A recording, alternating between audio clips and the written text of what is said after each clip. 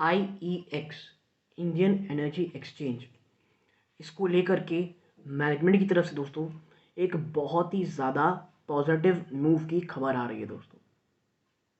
और ये जब मैं पॉजिटिव मूव बोलता हूँ तो ये कंपनी के लिए जितना अच्छी है, ये हम as a investor, as a निवेशक, उनके लिए भी बहुत ज़्यादा इम्पोर्टेंट है। और जो ये कदम है, ये इस बात का परिचायक है कि जो बात मैंने इससे लगभग 1 सवा महीने पहले इसके ऊपर वीडियो बनाया था, मैंने जो बात कही थी कि IEX जिन लेवल्स में ट्रेड कर रहा है, देखिए टेक्निकलिटी के बेसिस पे, स्ट्रक्चरल टेक्निकलिटी बेसिस पे आप कह सकते हैं भाई थोड़ा कमज़ोर है, शायद गिरावट और हो सकती है 5 to 10%।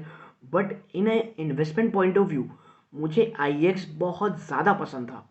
और जिन लेवल्स मैंने कहा था, जिन लेवल्स पे आपसे बातें की थी, वहाँ से स्टॉक ने बाउंस भी अच्छा खासा किया है। हाँ, ऊपरी स्तरों से वापस से इसे एक रेजिस्टेंस फेस करना पड़ रहा है। स्टॉक लगभग 150 160 के बाद से ऊपर जाने की कोशिश ज़रूर कर रहा है, लेकिन जा नहीं पा रहा है। ठीक है, अब जो खबर निकल के आई है, मुझे लगता है ये बहुत ज़्यादा इम्पोर्टेंट है। और इसके साथ साथ कुछ अन्य चीज़ों में IEX को लेकर के जो खबरें आई थी उस पर भी चर्चा करूंगा दोस्तों।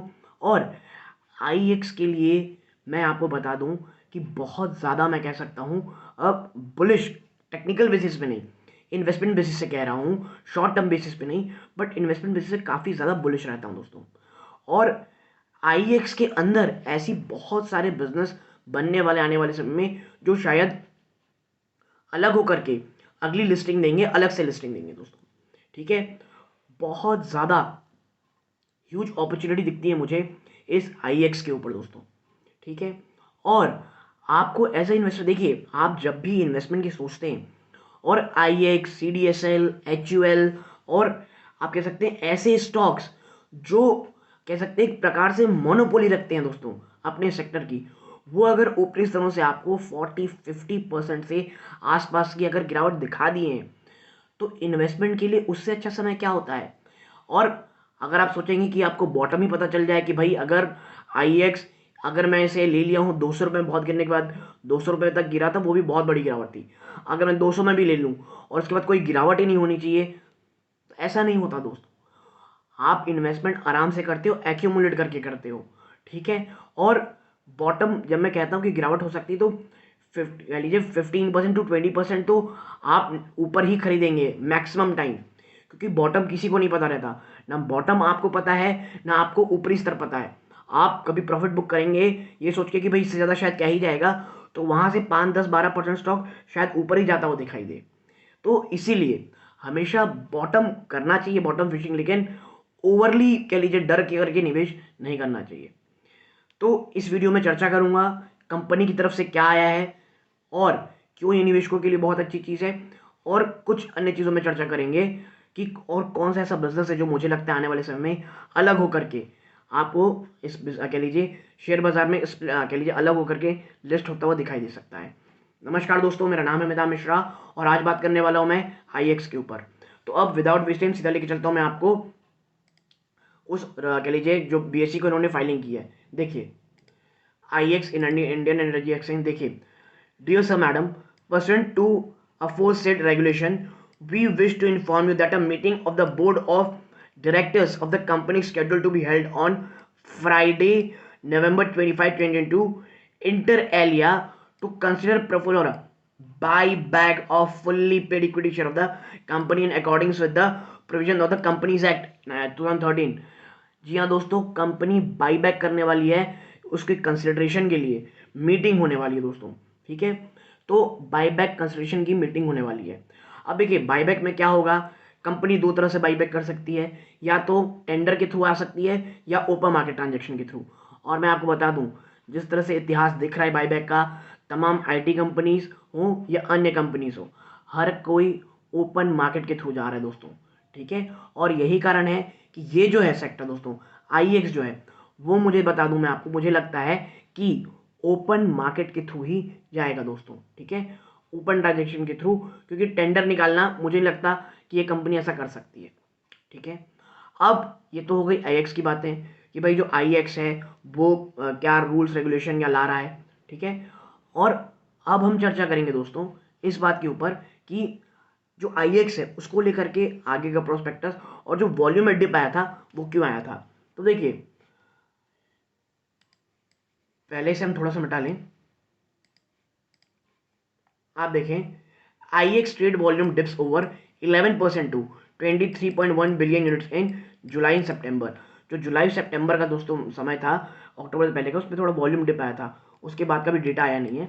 ठीक है, तो उसके लिए देखिए मैं आपको बता दूं, इसमें एक बहुत अच्छी बात कही गई है। The total trade volume of Indian energy exchange dip by over 11% to 23.1 billion unit in July September quarter compare to the year ago period due to supply side constant. Supply side constant था दोस्तों, और इसके साथ साथ the total trade volume of IEX was 26 billion units in July 2021 a company statement showed. ठीक है, यहाँ पर आपको गिरावट देखने को मिली थी। ठीक है, और आगे आप देखेंगे, it said during the quarter the exchange traded 23.1 billion unit electricity volume versus 23.4 billion in quarter 2023। The volume comprised 19.7 billion unit in the conventional power market. ठीक है, ये देखिए गिरावट वॉल्यूम हुई थी, लेकिन रीज़न ये था कि जो सप्लाई साइड का इशू है वो लगातार बन रहा है। इसके साथ साथ जो महंगे कोयले थे वो भी एक बहुत बड़े रीज़न थे। क्यों, आपको मैं दिखाता हूँ। यहाँ पे जो आर्टिकल में आपको दिखेगा ये चीज़ कि क्यों कोयला भी एक, आप कह सकते हैं, बहुत बड़ा रीज़न था। आगे देखिए आप, गोइंग अहेड, ठीक है, going ahead easing supply side constant lower demand and impending winter season and increase in liquidity on the exchange platform leading to reduction in price is likely, which will provide opportunity to discoms to optimize their power procurement and commercial and industrial consumers to buy cheaper power, it stated। देखिए, जो अब आने winter season है वहाँ पे स्थिति, इस पूरे आर्टिकल का मेन ये है कि वहाँ पे स्थिति आप कह सकते हैं थोड़ी अच्छी भी हो सकती है दोस्तों। आगे है, during the quarter IEX added new product to extending longer duration contract. देखिए, जो IEX के द्वारा जो सबसे बड़े कदम जो उठाए गए हैं, जिसके बारे में चर्चा मैं देखता हूँ अक्सर काफ़ी कम होती है, जो इनके प्रोडक्ट पोर्टफोलियो में जो चीज़ें जुड़ी हैं दोस्तों इनके एग्जिस्टिंग में, वो ये है जो लॉन्गर ड्यूरेशन कॉन्ट्रैक्ट पोर्टफोलियो। अब जो कॉन्ट्रैक्ट है वो थोड़ा लॉन्गर होने वाला है, ऐसे पोर्टफोलियो मैंने लाए जिसमें daily contract for an up to 90 days, weekly contract for up to 12 weeks and monthly contract for period for up to 3 months. तीन नई चीज़ें, डेली कॉन्ट्रैक्ट जो अब 90 दिन तक जारी रह सकेंगे, वीकली कॉन्ट्रैक्ट जो लगभग 12 वीक्स तक जारी रहेंगे, और मंथली कॉन्ट्रैक्ट जो अप टू 3 मंथ तक आपको जारी रखते हुए दिखाई देंगे दोस्तों।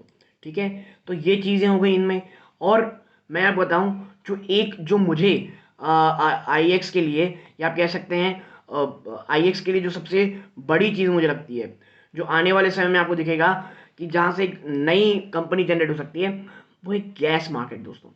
Despite the increase in prices during the quarter, the Indian gas exchange, जैसे IEX है दोस्तों वैसे IGX भी है, और IGX की एक सेपरेट लिस्टिंग मुझे लगता है आने वाले समय में हो सकती है।